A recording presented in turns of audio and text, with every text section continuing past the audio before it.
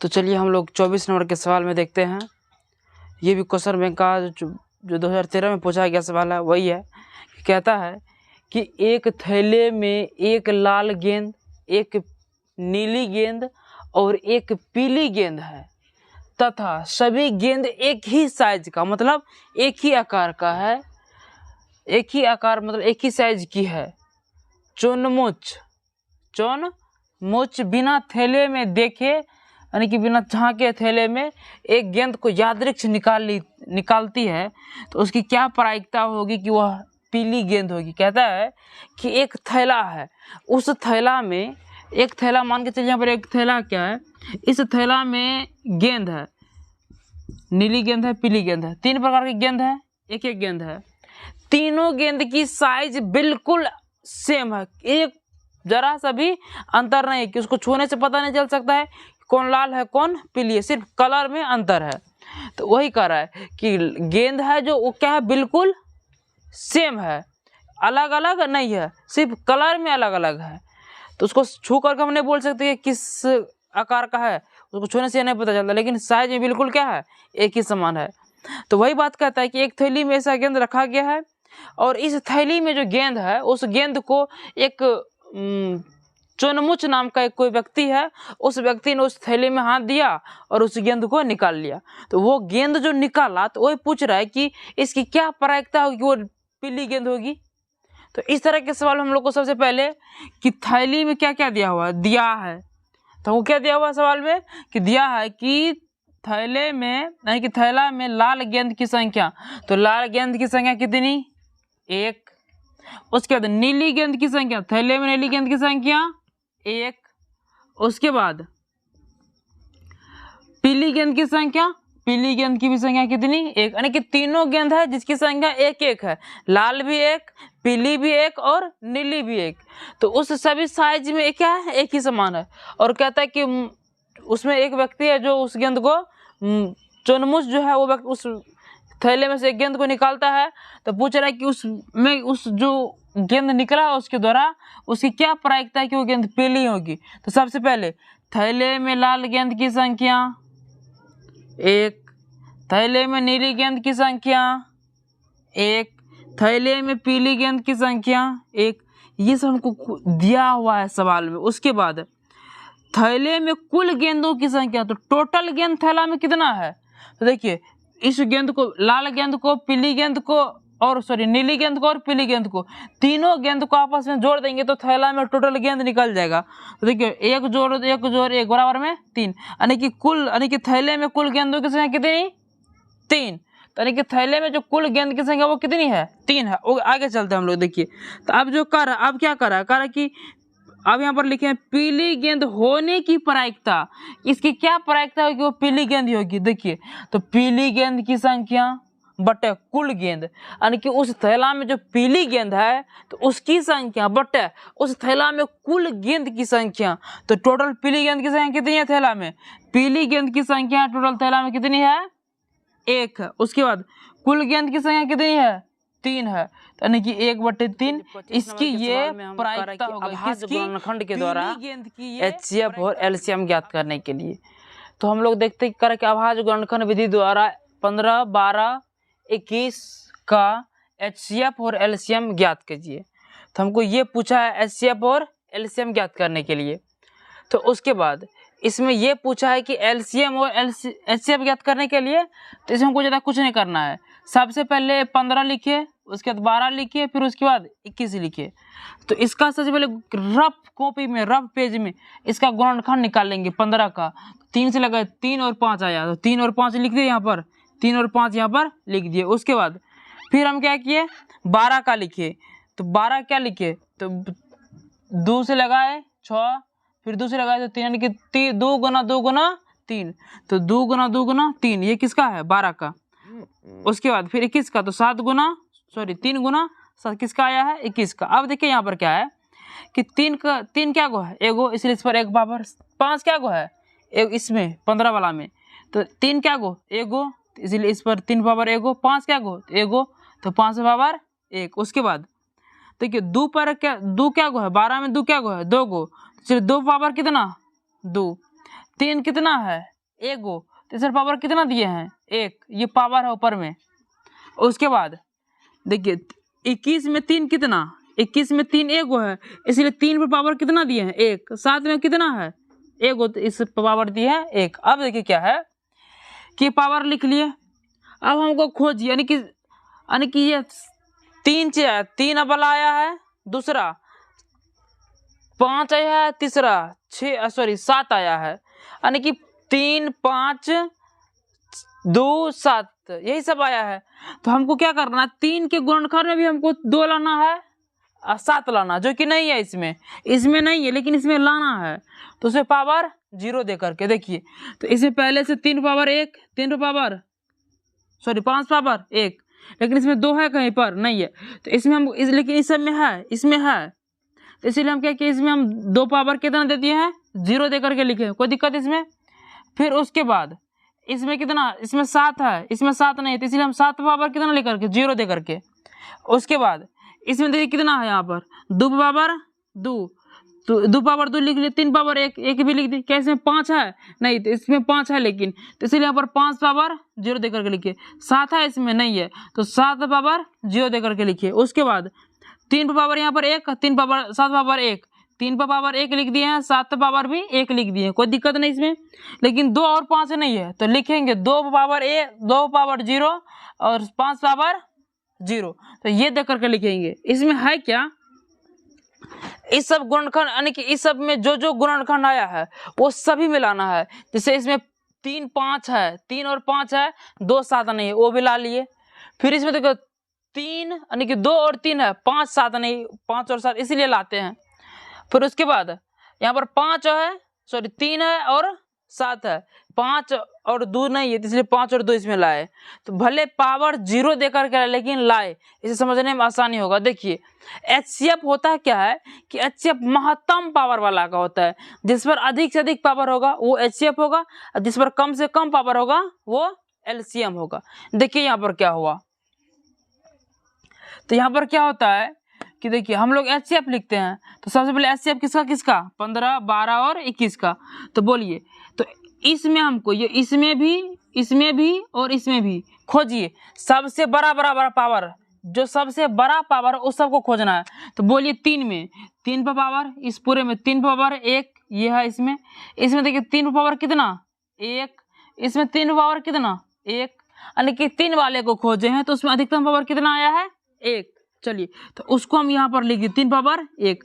अब चलिए हम लोग 5 वाले को खोजते हैं, 5 पर, तो 5 पावर कितना 1, इसमें 5 पावर कितना 0, तो यानी कि इस दोनों में किसको लिखेंगे, जिस पर अधिक पावर होगा, 0 बड़ा कि 1 बड़ा, तो 1 बड़ा, तो इसलिए 1 वाले को लिखे यहाँ पर। तो देखिए, तो यानी कि इसको लिखेंगे, फिर उसके नीचे चलिए, तो फिर यहाँ पर 0, तो यानी कि 0 पर 5 पावर 0 और 5 पावर 0 नहीं होगा, क्यों, इस दोनों से 1 बड़ा है 5 पावर 1। अब देखिए, तो इसको उठा करके हम यहाँ लिख दिए, लिखे। उसके बाद देखिए क्या है कि अब चलिए 2 पर, इस पर कितना पावर 2 पावर 0, इस पर 2 पावर कितना 2 पावर 2, इसमें तो कितना पावर 2 पावर 0, तो इस तीनों में कौन बड़ा 2 पर पावर 2, तो इसको हम उठा करके यहाँ लिख दिए, कोई दिक्कत। चलिए आगे, इस पर देखिए यहाँ पर 7 पावर कितना 0, इसमें 7 पावर कितना 0, यहाँ पर 7 पावर कितना 1, इस तीनों में बड़ा कौन 7 पावर 1, तो चलिए इस तीनों में से लिखेंगे 7 पावर 1 को क्या लिखे बाहर लिखे। तो ये हो गया मेरा, इस तरह से हम इसको लिखते हैं। तो फिर देखिए, तो 3 पावर 1 का मतलब कितना 3, 5 पावर 1 का मतलब कितना 5, 2 पावर 2 का मतलब कितना 4, फिर देखिए 7 पावर 1 का मतलब कितना होता है 7 होता है, 7 पावर 1 का मतलब कितना 7। तो अब सबको हम क्या किए हैं, फिर से गुना कर लिए हैं, तो 3 5 15, 15 चौके 60। अब देखिए 60 गुना 7, 60 गुना 7 कितना आया है 420। ये हुआ इसका आंसर, ये निकला है मेरा HCF। अब देखिए LCM निकालने के लिए हमको LCM लिखेंगे, LCM। तो LCM किसका 15, 12 और 21 का।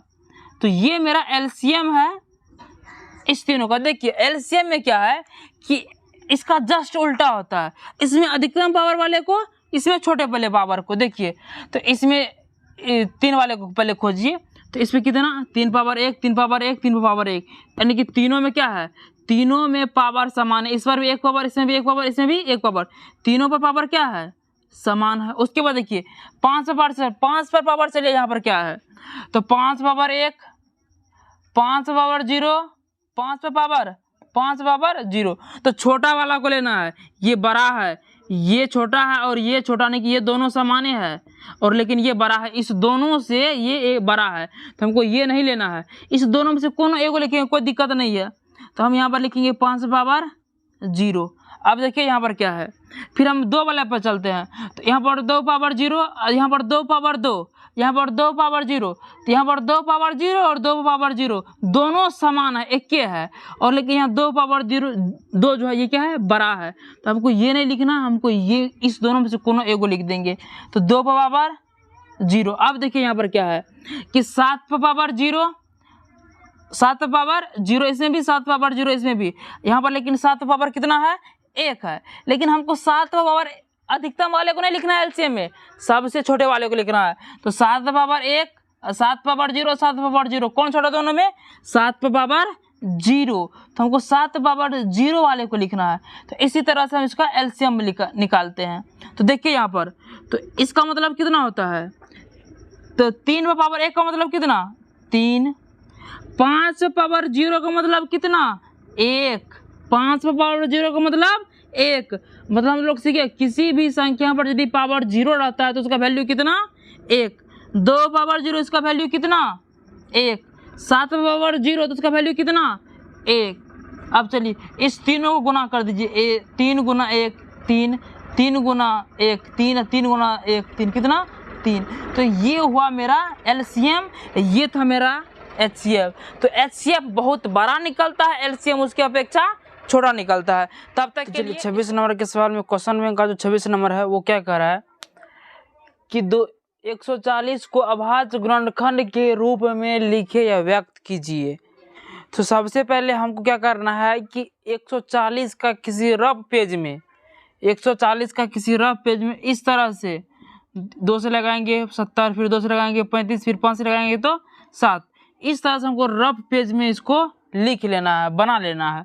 उसके बाद फिर गुणनखंड, हमको अभाज्य गुणनखंड निकालना है। तो फिर जो यहाँ पर 2 है, फिर 2 है, फिर 5 है, फिर 7 है, इसको हमको इसके क्रम में इसी तरह से लिख लेना है कि 140 बराबर में 2 गुना 2, 2 गुना 2, फिर गुना में कितना 5, फिर गुना में कितना 7, तो 2 गुना 2 गुना 5 गुना 7, इस तरह से लिख लेंगे। उसके बाद इसमें देखिए यदि 2 गो है तो उसको आप घात के रूप में लिख देंगे। तो 2 कितना यहाँ पर, 2 गो, 2 कितना यहाँ पर, 2 गो, 2 पावर 2, 1 2 2 तो पावर 2। अब बोले 5 कितना, तो 5 1 गो, इसलिए 5 पावर कितना 1, 7 कितना, तो 1 गो, 7 पावर कितना 1। तो इस तरह से हमको इसका अभाज्य गुणनखंड निकाल सकते हैं। 140 का अभाज्य गुणनखंड इतना हुआ। तो हम लोग यह था 26 नंबर का सवाल।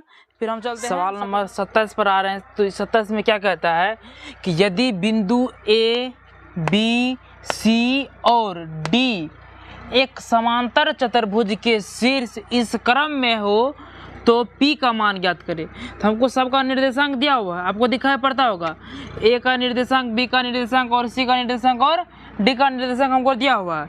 तो यहाँ पर हम A का मान लिखे हैं, B का मान लिखे हैं और C का भी मान लिखे और D का भी मान क्या किया है, लिखा हुआ है। उसके बाद तो हमको पूछ रहा है कि इसमें P का मान कितना होगा। इसमें हमको देखिए D के निर्देशांक में P है, पूछ रहा है कि P का निर्देशांक क्या होगा। तो सबसे पहले हम एक विकर्ण खींचे, विकर्ण में ये खींचे हैं कि एक समांतर चतुर्भुज है, समांतर चतुर्भुज का विकर्ण आपस में बराबर होती है, दोनों विकर्ण आपस में बराबर होती है। देखिए तो इसमें है क्या है कि ये जो चतुर्भुज है इसका विकर्ण बराबर होगा। तो जब ये दोनों विकर्ण बराबर होगा, जिस बिंदु पर दोनों विकर्ण प्रतिच्छेद करेगा तो वो बिंदु भी दोनों विकर्ण के लिए क्या होगा, बराबर ही होगा। ऐसा नहीं कि विकर्ण के लिए बड़ा इस बिंदु, ये बिंदु और इस विकर्ण के लिए छोटा, नहीं, दोनों समान दूरी पर इस बिंदु को कट करेगा, इसीलिए दोनों विकर्ण आपस में बराबर होती है और समांतर चतुर्भुज का विकर्ण बराबर होता ही है। देखिए आगे क्या है कि सबसे पहले हम ये लिखे हैं कि जब